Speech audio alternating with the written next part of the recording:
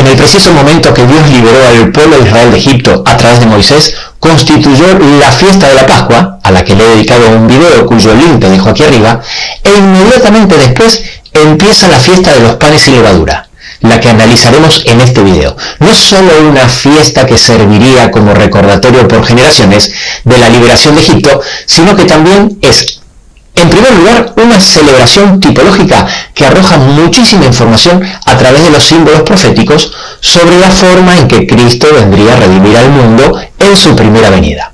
Esto es tremendamente importante porque, al poder comprobar que todas esas profecías se cumplieron de forma precisa, nos motiva a estudiar las fiestas de otoño y todas las profecías que apuntan a su segunda venida con la certeza de que también se van a cumplir. Y en segundo lugar, es un ensayo que se hacía año tras año para enfatizar y afianzar a los hijos de Dios la forma en que Cristo actúa en nosotros para nuestro crecimiento espiritual a través de la simbología de comer el pan y comer su carne. Por eso la enseñanza de estas fiestas es mucho más trascendente de lo que se cree. No te pierdas este video. Comenzamos.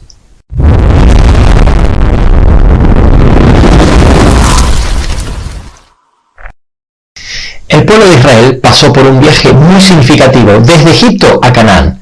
No fue solo un viaje físico, sino también espiritual lleno de simbolismos.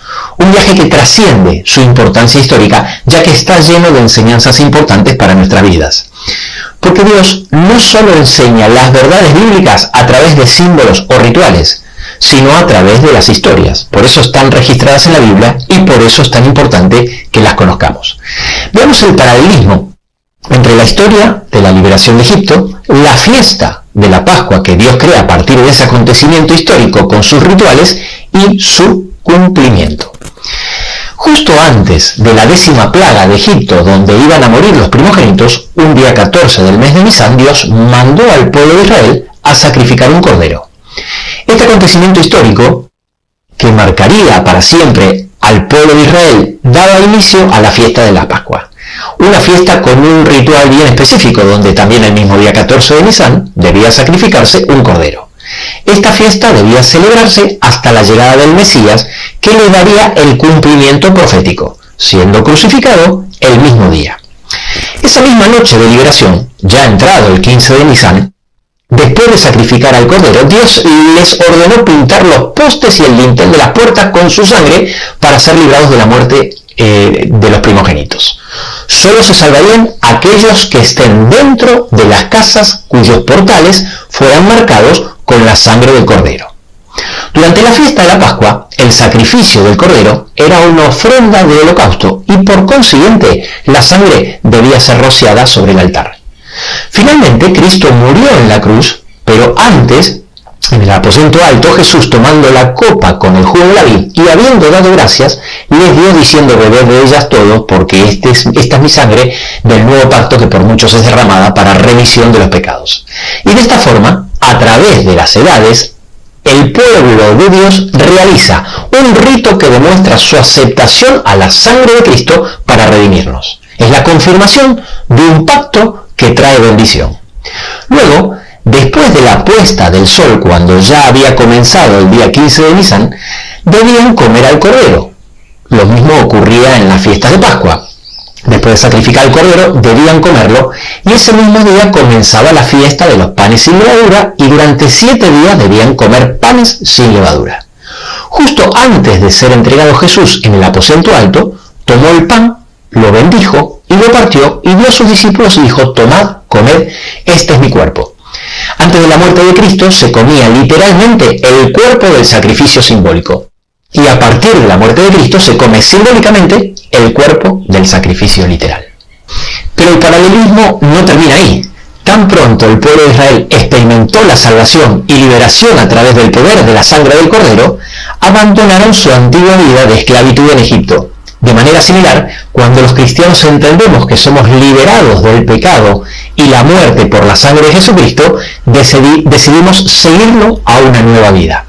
En 1 Corintios 10, de los versículos 1 al 4, el apóstol Pablo hace referencia a varios eventos claves en la historia de Israel como símbolos de verdades espirituales. En el versículo 2 dice que fueron bautizados en la nube y en el mar.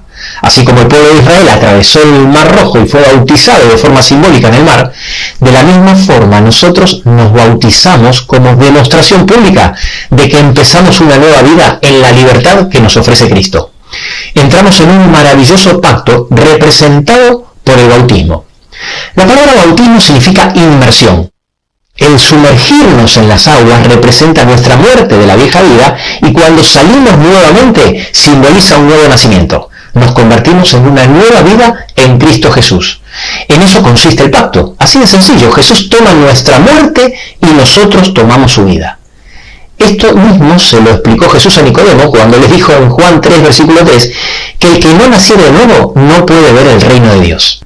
Y en Romanos 6:4 no lo puede dejar más claro cuando dice, porque somos sepultados juntamente con él para muerte por el bautismo, a fin de que como Cristo resucitó de los muertos, así también nosotros andemos en vida nueva. A partir de allí, así como el pueblo de Israel atravesó un desierto entre Egipto y Canaán, así también la vida en esta tierra es un desierto llena de pruebas, tentaciones y dificultades. Pero en medio de este desierto Dios provee para nosotros. Y en el versículo 3 y 4 nos dice que todos comieron un alimento espiritual, refiriéndose a maná, y bebieron una bebida espiritual, refiriéndose al agua que salía de la roca que simbolizaba a Cristo. Los cuales son esenciales para nuestra vida espiritual en el desierto de este mundo. Jesús dijo, yo soy el pan de vida. El que a mí viene nunca tendrá hambre y el que en mí cree no tendrá sed jamás. Antes de hablarte del maná, ese pan del cielo que era el alimento espiritual que le da sentido a la fiesta de los panes sin levadura y tema central de este video, déjame hablarte primero de la bebida espiritual. Jesús no escatimó esfuerzos en explicar que el Espíritu Santo viene de Dios, pero a través de él mismo. En Juan 14:26 dice, mas el Consolador, el Espíritu Santo, a quien el Padre enviará en mi nombre. Y en Juan 15:26 dice lo mismo, pero con otras palabras. Pero cuando venga el Consolador, a quien yo os enviaré del Padre. Por eso le dijo a la mujer samaritana, mas el que bebiere del agua que yo le daré, no tendrá sed jamás. Y en Juan 7, en el último día de la fiesta, Jesús, alzando la voz, dijo, el que cree en mí, de su interior correrán ríos de agua viva. Y luego el texto aclara que se refería al Espíritu Santo que habían de recibir los que creyesen en él. Por eso el agua que representa al Espíritu Santo salía de la roca que representa a Cristo. Ahora sí, concentrándonos en el alimento espiritual, veamos los conceptos que nos ayudan a entender la fiesta de los panes sin levadura. Y empecemos descubriendo qué enseñanza espiritual representa el pan en la Biblia. Para que el pueblo de Israel pudiera atravesar el desierto, Dios envió el maná, el pan del cielo, lleno de simbolismo que representa a Cristo, el verdadero pan del cielo.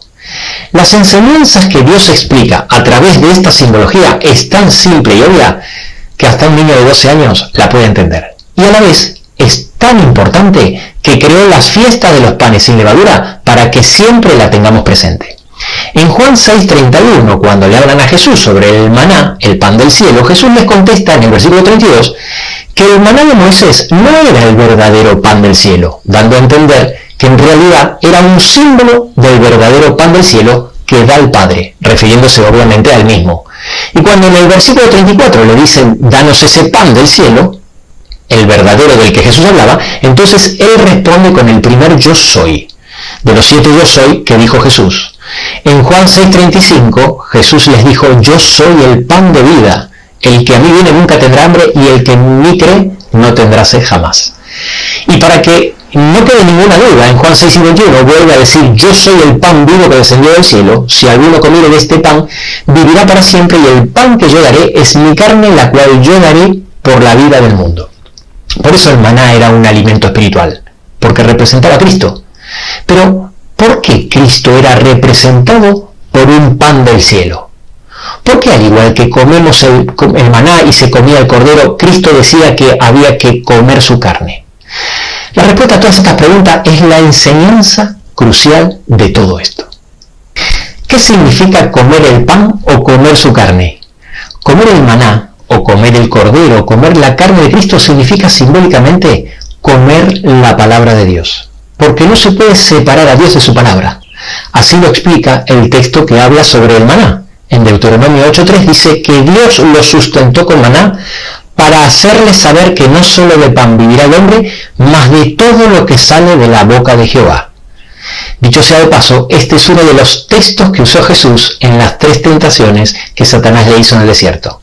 Y así lo explica el capítulo que habla sobre comer su carne, que es el capítulo 6 de Juan, que venimos leyendo, donde Jesús enseña que Él es el pan del cielo. En el versículo 63 dice: el Espíritu es el que da vida, la carne para nada aprovecha, las palabras que yo os he hablado son espíritu y son vida.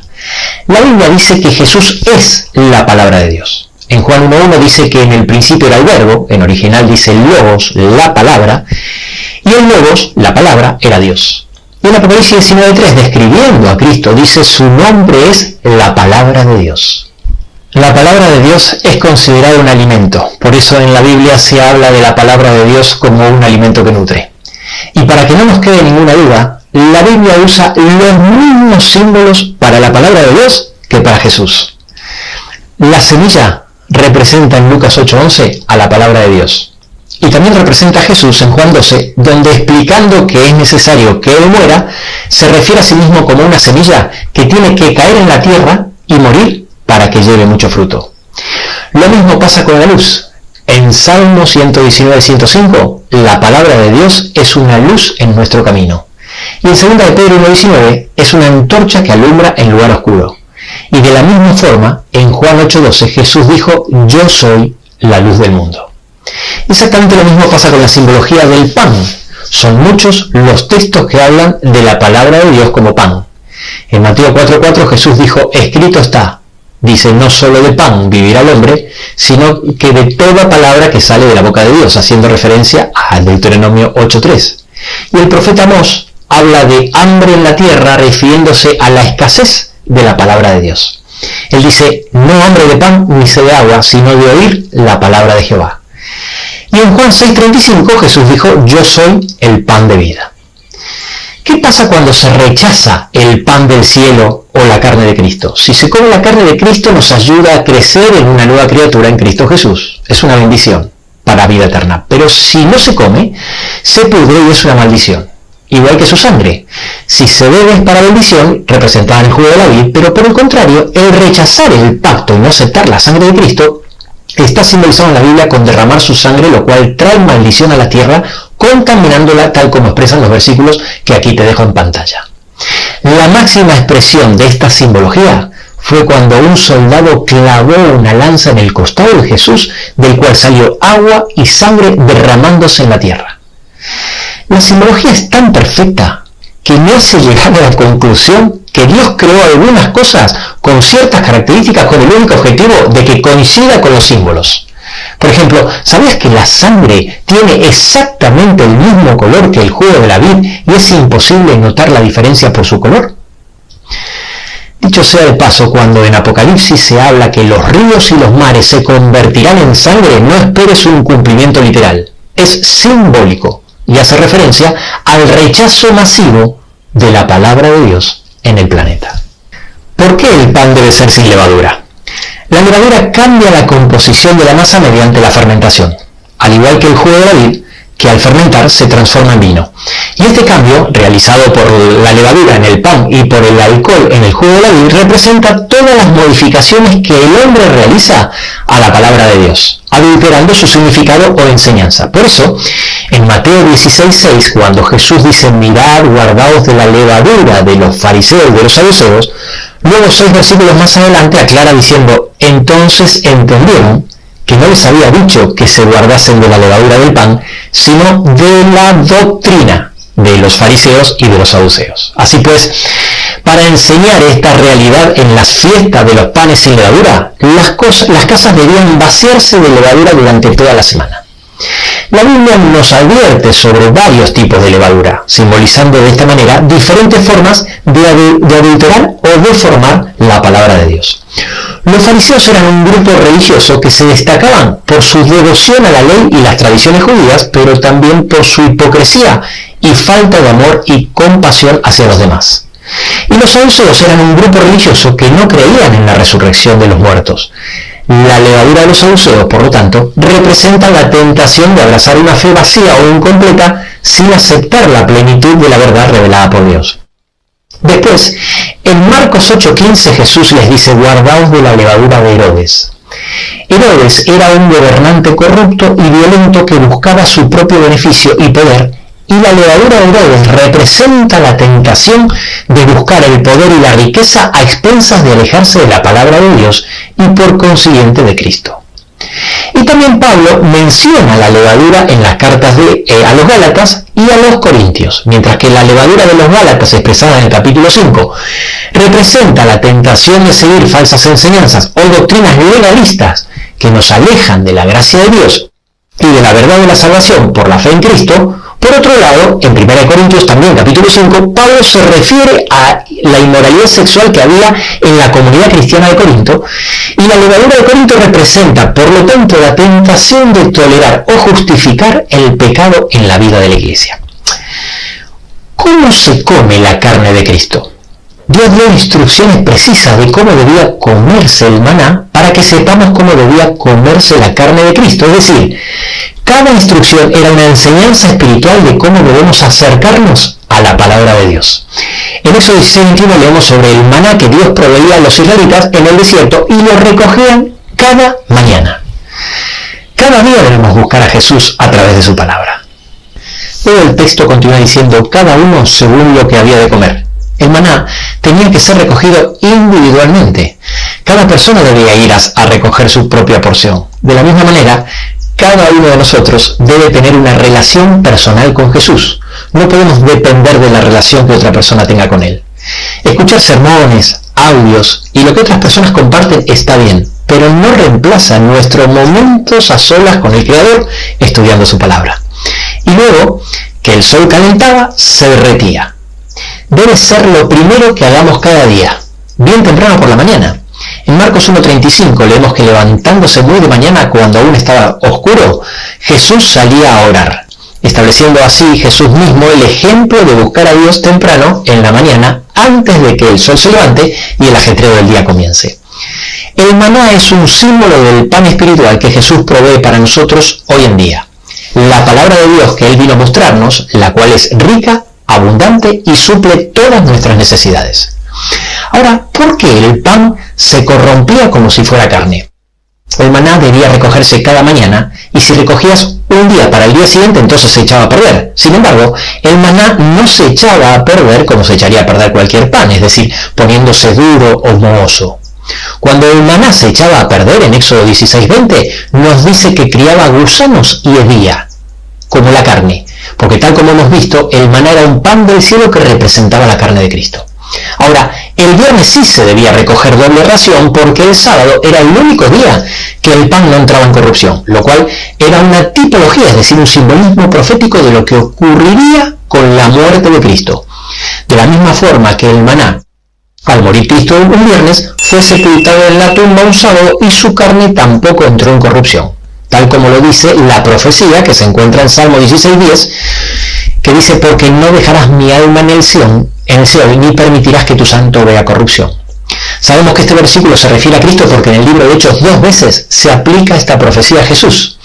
Otro simbolismo importante que demuestra que Cristo murió un viernes y descansó en la tumba un sábado y su carne no entró en corrupción, simbolizado por el maná.